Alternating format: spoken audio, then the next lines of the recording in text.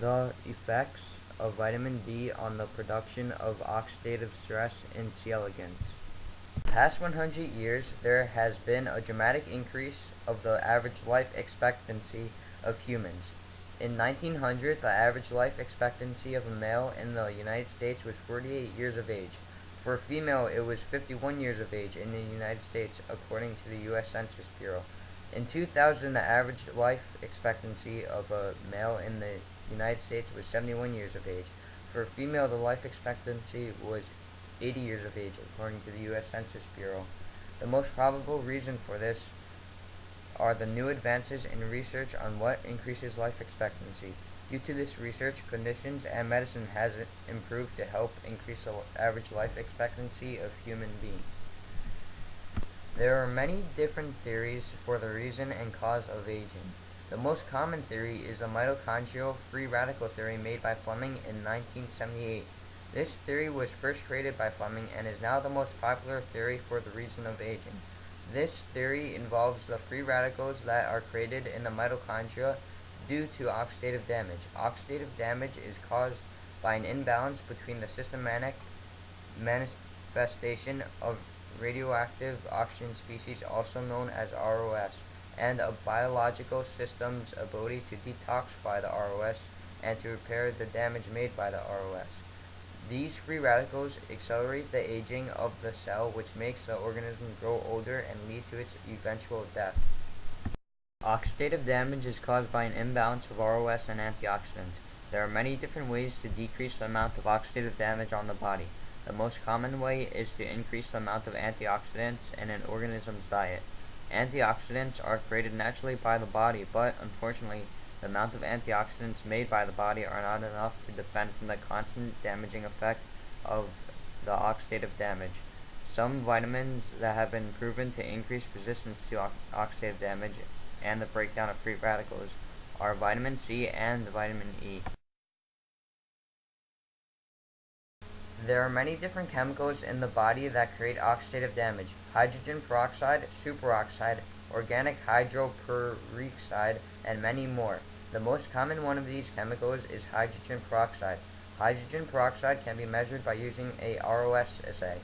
The amount of hydrogen peroxide in an organism has a direct correlation to the amount of oxidative stress in an organism. Vitamin D is a nutrient absorbed through the epidermis of an organism and then synthesized in the liver. Vitamin D can also be obtained by taking dietary supplements and in foods in our diet. Previously, low levels of vitamin D have been associated with Alzheimer's disease and has also been linked to the developments of different cancers and heart diseases. Vitamin D deficiency could also lead to the weakening in the body's immune system, which makes it susceptible to viral diseases such as influenza. It has also been proven that vitamin D deficiency can cause a decrease of bone density, which causes weakness. The most common type of vitamin D in humans is vitamin D3. In this experiment, C. elegans will be used as the model organism for a variety of reasons. Since C. elegans have a short lifespan, experiments can be done with them in a short duration of time. C. elegans also reproduce very frequently and in large amounts, which helps increase trial size, which will make the standard deviation more accurate. They would also be easier to examine throughout the experiment, and ROS assays can be done with them. Yi-Fen Li did an experiment on vitamin D3's ability to increase stress resistance in non-malignant human prostate epithelial cells.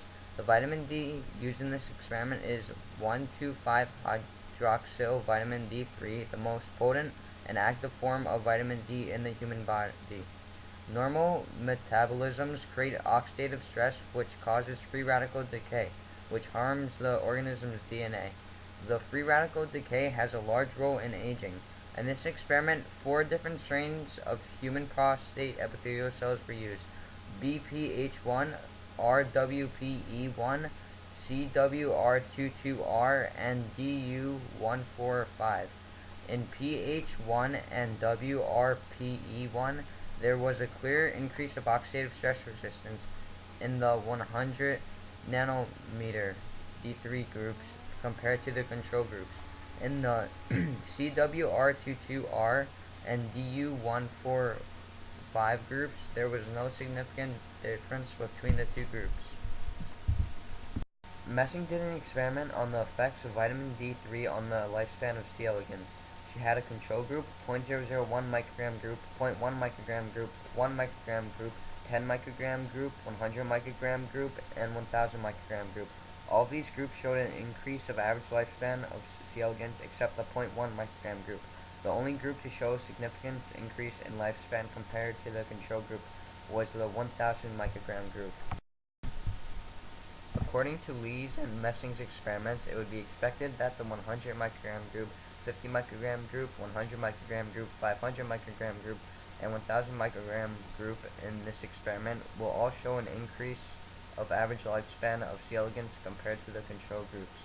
The purpose of this experiment is to see if increased amounts of vitamin D will help decrease the production of oxidative stress in C. elegans.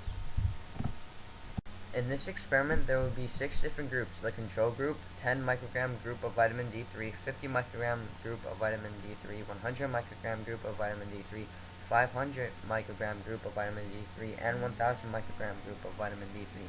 There will be 5 trials done with each group. In each trial, 20 C. elegans will be used per trial. These C. elegans will be from the wild type strain. The E. coli fed to the C. elegans will have the OP50 strain.